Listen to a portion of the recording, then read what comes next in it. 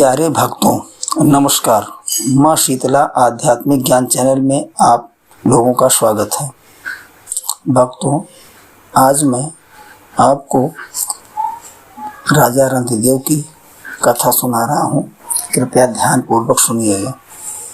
भारत वंश में एक राजा हुआ करते थे जिनका नाम रंतिदेव था।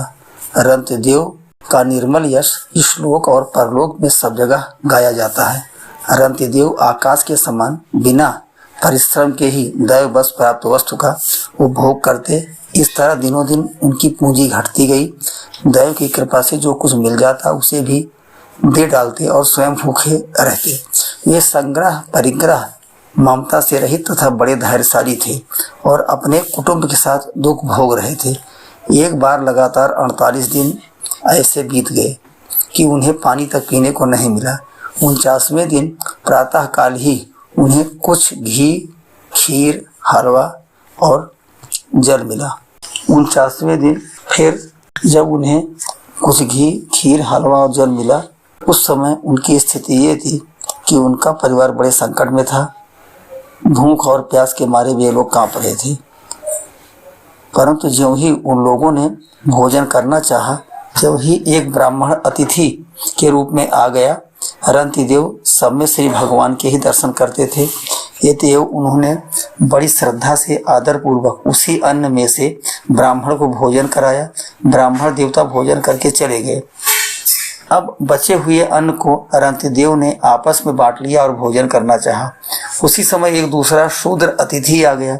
रंतिदेव ने भगवान का स्मरण करते हुए उस बचे हुए अन्न में से भी कुछ भाग शूद्र के रूप में आए अतिथि को खिला दिया। जब शूद्र खा पी कर चला गया, तब कुत्तों को लिए हुए एक और अतिथि आया। उसने कहा, राजन, मैं और मेरे ये कुत्ते बहुत भूखे हैं, हमें कुछ खाने को दे दीजिए। रंतिदेव ने अत्यंत आदर भाव से जो कुछ बच रहा था सबका सब उसे दे दिया और भगवानमय होकर उन्होंने कुत्ते और कुत्तों के स्वामी के रूप में आए हुए भगवान को नमस्कार किया। अब केवल जल ही बच रहा था और वह भी केवल एक मनुष्य के पीने भर का। वे उसे आपस में बांटकर पीना ही चाहते थे कि एक चांडाल और आ पहुंचा। उसने कहा, मैं अत्यंत नीच हूँ, मुझे जल पिला दीजिए। चांडाल की वह करुणापूर्ण वाणी, जिसके उच्चारण में भी वह अत्यंत कष्ट पा रहा था, सुनकर रंतिदेव दया से अत्यंत संतप्त हो उठे और ये अमृत वचन कहने लगे, मैं भगवान से 8 सिद्धियों से युक्त परम गति नहीं चाहता, और तो क्या, मैं मोक्ष की भी कामना नहीं करता। मैं चाहता हूँ तो केवल यही कि मैं संपूर्ण प्राणियों के हृदय में स्थित हो जाऊं और उनका सारा दुख मैं ही सहन करूं, जिससे और किसी भी प्राणी को दुख न हो। यह दीन प्राणी जल पीकर जीना चाहता था। जल दे देने से इसके जीवन की रक्षा हो गई। अब मेरी भूख, प्यास की पीड़ा, शरीर की शिथिलता, दीनता, ग्लानि, शोक, विषाद और मोह, ये सब के सब जाते रहे। मैं सुखी हो गया। इस प्रकार कहकर रंतिदेव ने वह बचा हुआ जल भी उस चांडाल को दे दिया। यद्यपि जल के बिना वे स्वयं मर रहे थे, फिर भी स्वभाव से ही उनका हृदय इतना करुणापूर्ण था कि वे अपने को रोक ना सके। उनके धैर्य की भी कोई सीमा है। ये अतिथि वास्तव में भगवान की रची हुई माया के ही विभिन्न रूप थे।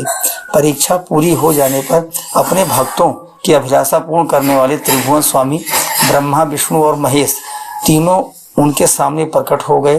रंतिदेव ने उनके चरणों में नमस्कार किया। उन्हें कुछ लेना तो था नहीं। भगवान की कृपा से वे आसक्ति और स्पृहा से ही रहित हो गए तथा परम प्रेममय भक्तिभाव से अपने मन को भगवान वासुदेव में तन्मय कर दिया और उन्हें उनसे कुछ भी नहीं मांगा। उन्हें भगवान के सिवा और किसी भी वस्तु की इच्छा तो थी ही नहीं। उन्होंने अपने मन को पूर्ण रूप से भगवान में लगा दिया। इसलिए त्रिगुणमयी माया जागने पर स्वप्न दृश्य के समान नष्ट हो गई। रंतिदेव के अनुयायी भी उनके संग के प्रभाव से योगी हो गए और सब भगवान के ही आश्रित परम भक्त बन गए। यदि यह कहानी और यह कथा आप लोगों को अच्छी लगी हो तो हमारे इस चैनल को लाइक, सब्सक्राइब और शेयर करें। धन्यवाद।